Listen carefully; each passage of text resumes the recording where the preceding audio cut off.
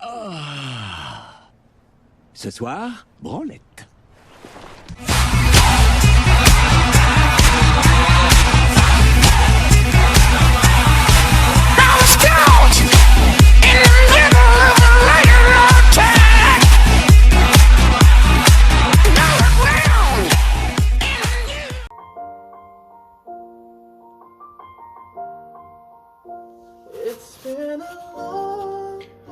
Bonjour à tous et bonjour à toutes, j'espère que vous allez bien, moi ça va plutôt pas mal. Je suis très occupé en ce moment, hein, d'où le peu de vidéos de sortie ces temps-ci. Mais j'avais envie, même si j'ai pas vraiment le temps non plus aujourd'hui, mais de passer un petit moment avec vous. J'en avais besoin et j'espère que vous aussi vous en aviez besoin.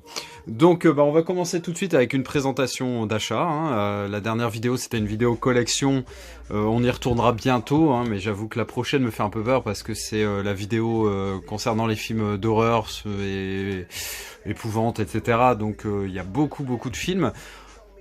Donc peut-être ça sera de partie, enfin on verra. Bon allez, je vous présente tout de suite, trêve de blabla, les derniers achats.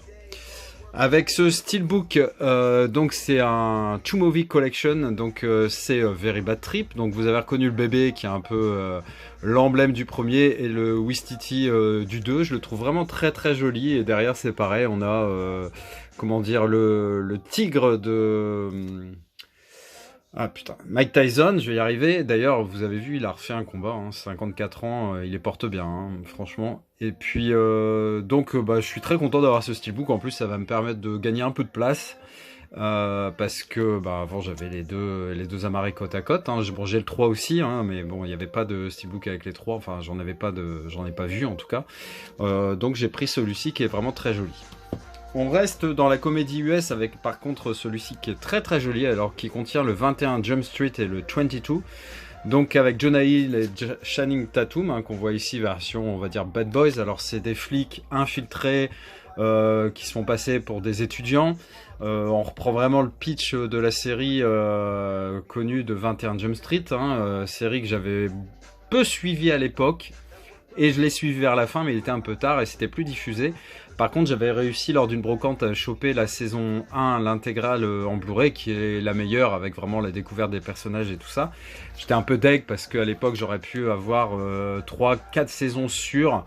Et je suis passé à côté. Et quand je suis retourné chez moi, je me suis dit, ouais, t'aurais dû prendre les autres. Et j'ai voulu y retourner, la brocante était vraiment pas loin. Mais ils avaient été vendus. Heureusement, j'ai eu la première saison qui est pas facile à trouver et surtout qui se négocie quand même à prix d'or. Donc il y a un petit travail de débossage sur ce steelbook à l'endroit des trous de balles. Alors combien il y a de trous de balles là? Il y en a 5 de trous de balles.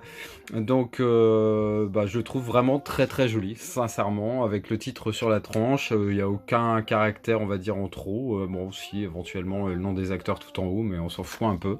Je le trouve vraiment sympa, honnêtement. Pas mécontent pour celui-ci. Ensuite, un film de Guy Ritchie, j'attendais un peu une baisse pour me l'acheter, parce qu'au départ, quand il est sorti, il devait être à 25 balles, je crois. J'avais pas envie de mettre ce prix-là pour un amarré, on va dire, simple, même s'il a un fourreau.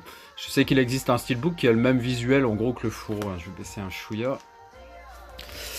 Donc là, franchement, une distribution assez incroyable. Alors, on a Colin Farrell, on a Hugh Grant qui joue vraiment un sinistre connard, un maître chanteur. Mais bon, bref, je vais pas dévoiler quoi que ce soit. Mais les deux acteurs principaux, on va dire que c'est Matthew McConaughey et Charlie Hunnam. J'ai vraiment adoré ce film. C'était vraiment excellent. Là, on se retrouve vraiment dans l'univers de Guy Ritchie, à qui l'on doit Snatch notamment, avec des revirements de situation, des trucs auxquels on s'attend pas forcément et beaucoup d'action. Alors sur le site de Blue Cats, j'ai fait une commande il y a pas longtemps. Il y avait 3-4 films, ne me demandez pas lesquels, je me souviens plus. Et j'avais demandé La Proie avec Albert Dupontel, mais il s'est trompé. Je suppose qu'il a pas mal de commandes en ce moment. Il m'a envoyé ça, La Proie, donc un vieux film avec Victor Mature que je connais pas du tout. Alors je dis pas que c'est mauvais, mais bon, c'est pas ce que j'avais demandé. Donc je lui ai envoyé un petit mail expliquant que c'était pas cette proie là que je voulais, mais celle-ci et il me l'a renvoyé en fait en me disant que je pouvais garder le premier. Alors le premier je sais pas, peut-être que je tenterai de le regarder, j'en sais rien. En tout cas c'est celui-là que je voulais pour ma filmo Albert Dupontel, c'est un film que j'avais en DVD que j'avais envie de me grader.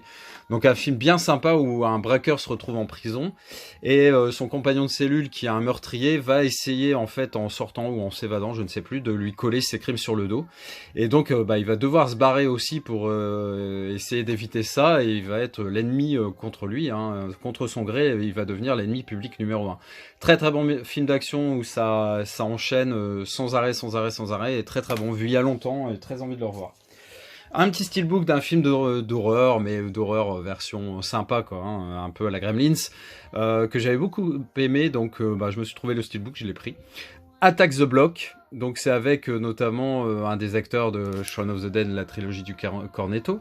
C'est vraiment très très bon, hein, donc une invasion alien dans une cité un peu pauvre de la banlieue de Londres, je crois, enfin banlieue anglaise.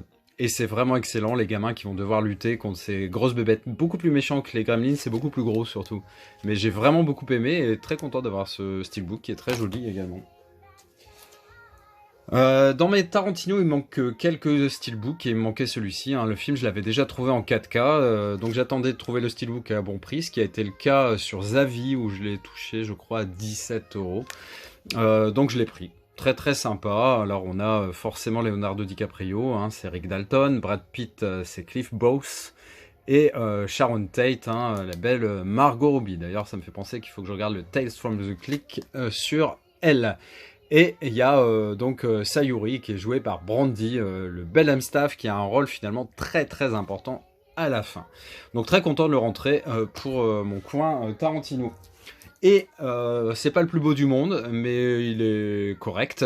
Donc c'est Une nuit en enfer, hein. C'est l'édition collector qui avait probablement avec le gros coffret collector, vous savez, où il y avait les verres du Titi Twister, etc. Donc je suis content de le choper également. J'avais deux amarrés avec des visuels différents que je garde parce que c'est vraiment pas du tout les mêmes affiches. Et puis maintenant je rentre le steelbook, donc ça sera parfait. Je pense qu'on en restera là, à part s'il nous claque un 4K d'ici quelques temps. Lors d'un couac, on va dire, au niveau, alors je sais plus, je crois que c'était Cdiscount, hein, j'avais eu les 3 saisons de Gotham en Blu-ray pour 3,99 je crois.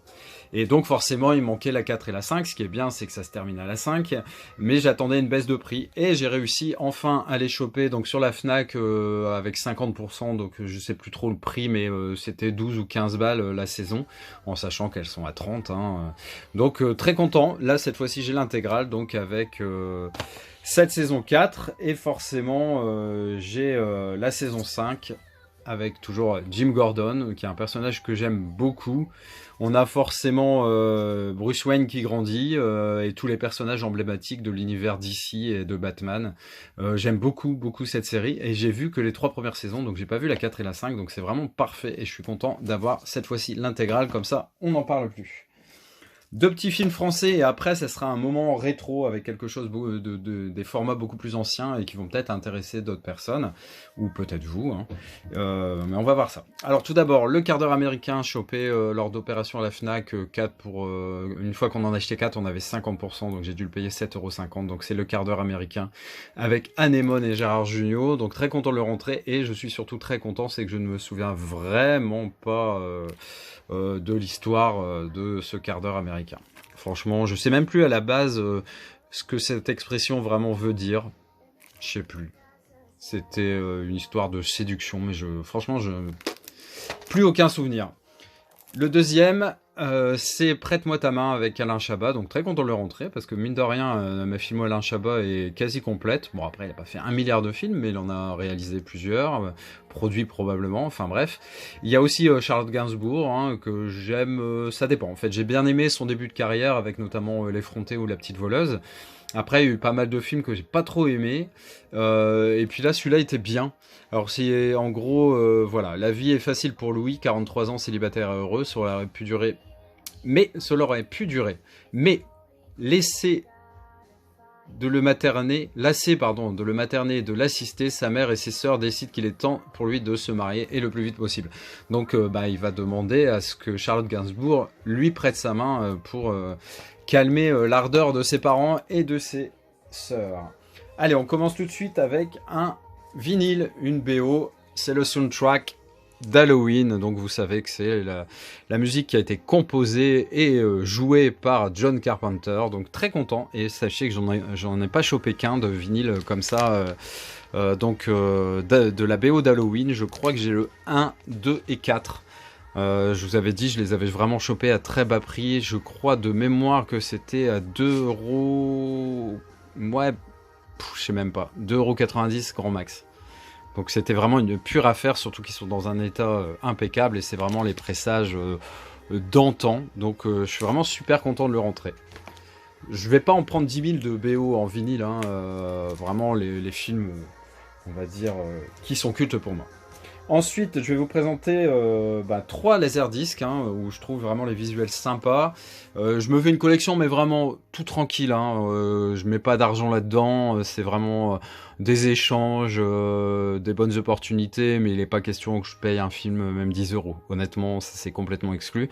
Donc, on va commencer tout de suite avec un film que j'ai payé 50 centimes hein, lors de l'achat du gros lot de laserdisc que j'ai pris, et il y avait ce Creepshow. À lui seul, il valait le prix du lot complet, hein, mais même largement. Donc très content de le rentrer, j'adore ce visuel. Hein. C'est pas, nous on était plus habitués en France à ce visuel-là, plutôt pour l'affiche, mais dans les autres pays, c'était plutôt celle du laserdisc. Donc film de George A. Romero, à qui l'on doit Les Nuits des Morts Vivants, c'est d'après Stephen King. Donc film à sketch, hein, il y en a 4 je crois dans celui-là, et dans le Creepshow 2 il y en a 3. Donc bien sympa, même si je préfère largement le deuxième au premier. Alors c'est le visuel qui m'a bien fait flipper pendant une paire d'années dans les vidéoclubs, hein, sur les VHS, donc le Evil Dead, on voyait ce mec plein de sang avec une tronçonneuse à la main et des mains de squelette. Donc un film, je vous avais déjà raconté, hein, que j'avais vu lors de mon anniversaire de 13 ou 14 ans et qui m'avait terrifié pendant un petit moment. J'avoue que j'ai revu il y a très récemment l'Armée des Ténèbres, hein, donc Evil Dead 3, que j'ai trouvé très correct, mais ça a un peu vieilli.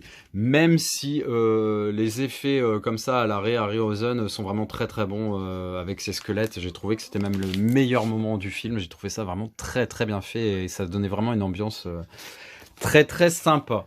Bah écoutez, dites-moi si le côté un peu rétro ça vous plaît ou pas. Et puis on verra si on continue par la suite, donc à vous présenter soit des soundtracks en vinyle ou des laserdiscs, hein, j'en ai beaucoup à vous présenter, ça y a vraiment aucun souci. J'espère que vous avez passé un très bon moment avec moi, j'en ai passé un excellent avec vous. N'hésitez pas à commenter, à liker, à partager et surtout abonnez-vous si ce n'est déjà fait, soutenez-moi. Allez, ciao.